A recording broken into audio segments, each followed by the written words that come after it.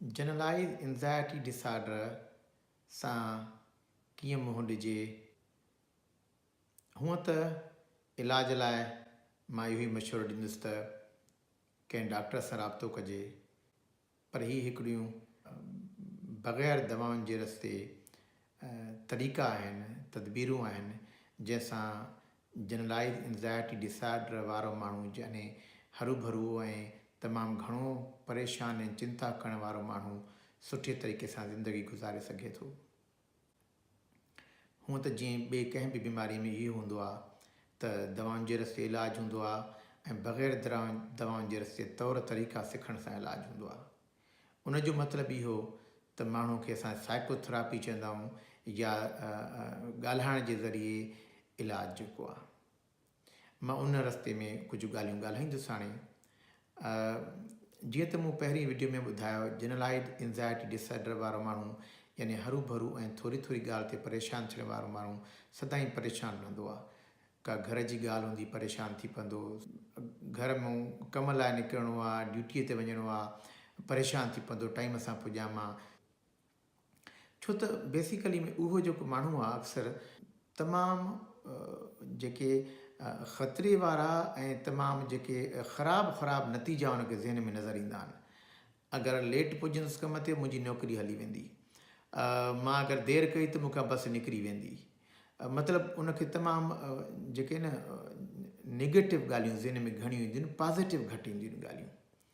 त उनखे इहो आहे त पहिरियों असां इहे चवंदा आहियूं त भई तोखे जॾहिं बि ज़हन में ॻाल्हि अचे, तूं सोच जेको तूं सोचे थो उन जा चांसिस केतिरा आहिनि, केतिरा चांसिस त इहा ॻाल्हि थींदी, केतिरा चांस इहा ॻाल्हि न थींदी। त भई तूं जेको चएं थो त मां अगरि न वेंदुसि टाइम सां त मुंहिंजी नौकिरी हली वेंदी, ठीकु आहे, तूं घणा दफ़ा लेट पहुतो आहे ऐं घणा दफ़ा तुंहिंजी नौकिरी वई आहे, ॾिसंदो पोइ त कॾहिं थियो कोन्हे ईअं। भई लेट वञणु न घुरिजे, पर उनजे करे एतिरो परेशान न थिए जो सुबुह जो निंड मूं हूअं ॿिया माण्हू उथनि जेकॾहिं 9 बजे पहुचणो आहे, उहे 7:30 बजे उथनि ऐं तूं 5 बजे उथी वेही थो रहे त ड्यूटीअ ते मथां लेट न थी वञे। ॿियो इहे माण्हू घणो कॾहिं गूगल ते सर्च कंदा, कॾहिं यूट्यूब ते ॾिसंदा, का बीमारी जी ख़बर पवंदी त हू गूगल ते हलाए वेंदा, यूट्यूब ते हिन जा का ख़राबु कहिड़ा नताइज थी सघनि था, उनखे नज़र ई इहे ॻाल्हियूं ईंदियूं। पर उन्हनि खे चइजे भई ॾिसो ख़राबु ॻाल्हियूं थी सघनि थियूं, पर चांसिस केतिरा। पंहिंजो पाण माण्हू जेको आहे अगरि उहा एक्सरसाइज़ करे लिखी करे पने ते ॾिसे त उन जा ॿई रस्ता रखे, हिकु पासे ॾे लिखे त छा ॻाल्हियूं थी सघनि थियूं जेको मूंखे हाणे सोचूं अचनि थियूं, ॿिया कहिड़ा जेके उन जा आहिनि नतीजा थी सघनि था। पोइ मां ॾिसंदुसि मां हरू भरू जेको आहे ख़राबु नतीजा घणा ज़हन में थो रखां त मतां हीअं थी वञे, मतां हीअं थी वञे, मतां हीअं थी वञे। ॿी ॻाल्हि इहा आहे त हू जेके आहिनि परफेक्ट थियण जी कोशिशि कंदा आहिनि, त अगरि मां सॼी परफेक्ट ॻाल्हि न कई त जेको आहे मां सुठो माण्हू न आहियां। ईअं न आहे, माण्हू आहे कॾहिं सही ॻाल्हि कंदो, कॾहिं घटि ॻाल्हि कंदो, कोई परफेक्ट माण्हू दुनिया में न आहे। हर कंहिं में का न का ख़ामी का ॻाल्हि आहे, त इहो उनखे एक्सेप्ट करणु घुरिजे त ईअं न आहे का ख़ामी थी वई त माना तूं ख़राबु माण्हू थी वएं। ऐं उहे जेके आहिनि ओवर जनरलाइज़ कंदा आहिनि, माना ईअं कंदा हिकु दफ़ो का ॻाल्हि थी वई त चवंदो सदाईं मूंसां इहा ॻाल्हि थींदी। हिकु दफ़ो अगरि जेकॾहिं बस ते लेट पहुतो त सोचींदो सदाईं मां लेट पुॼंदुसि, तंहिं करे 5 बजे उथी वेही रहंदो। त सदाईं न सोचिजे, ठीकु आहे हिकु दफ़ो थी वेंदी आहे ॻाल्हि। उनखां ॿियो इहो आहे त शाम जो वेही हिकिड़ो वरी टाइम ठाहिजे, चिंता टाइम माना या परेशानी टाइम, पने ते लिखे त मूंखे कहिड़ियूं परेशानियूं आहिनि, कहिड़ियूं चिंताऊं आहिनि ॾींहं में, अॼु कहिड़ियूं आहिनि, सुभाणे कहिड़ियूं आहिनि, कहिड़ा मूंखे ज़हन में परेशानियूं कनि थियूं। पोइ ॾिसे त कहिड़ा मसइला मां हल करे सघां थो, कहिड़ा नथो करे सघां। भई इहे मसइला त मूंखां हल थींदा ई कोन, इन्हनि खे एक्सेप्ट करिणो आहे, इन्हनि खे मञिणो आहे, ईअं ई रहणो आहे असांखे। हीउ मसइलो मूंखे चिंता थो ॾिए त उन मसइले लाइ कोशिशि कजे, हल कजे। उन लाइ माण्हू प्लान ठाहे त हीअ हल कयां, जी इहा चिंता मुंहिंजी ख़तमु थी वञे, इहो टेंशन, इहा परेशानी मुंहिंजे ज़हन तां ख़तमु थी वञे। अहिड़े तरीक़े सां कुझु माण्हू जेके आहिनि ॿियनि खे हरू भरू मशवरा वठंदा आहिनि पिया।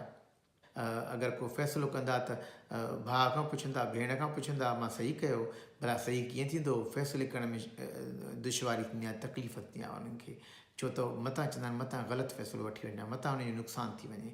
पोइ उनखे चइजे हरू भरू मशवरा न वठो ऐं तव्हां जेको आहे कुझु ॾींहं नंढनि ॻाल्हियुनि ते मशवरा वठण खां बग़ैर फ़ैसिला कयो।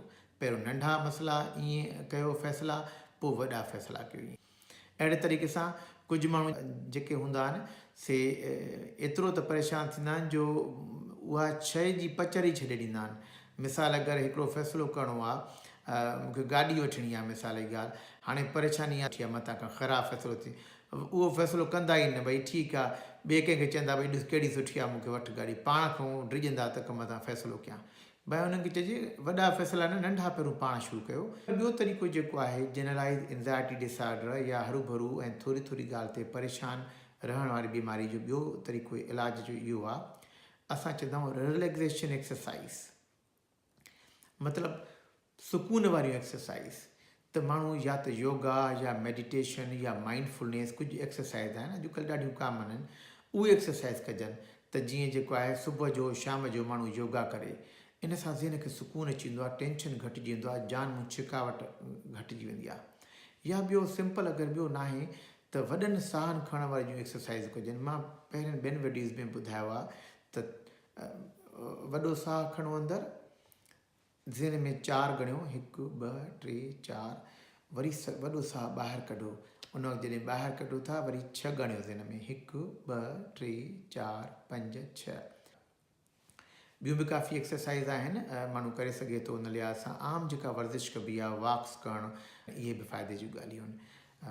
त हीअ चंद ॻाल्हियूं आहिनि जेके असां बग़ैर दवाउनि जे करे सघूं था, पर कुझु माण्हुनि खे अञा बि दवाउनि जी ज़रूरत पवंदी आहे त डॉक्टर सां मशवरो कंदो त तव्हांखे ॿुधाए सघनि था।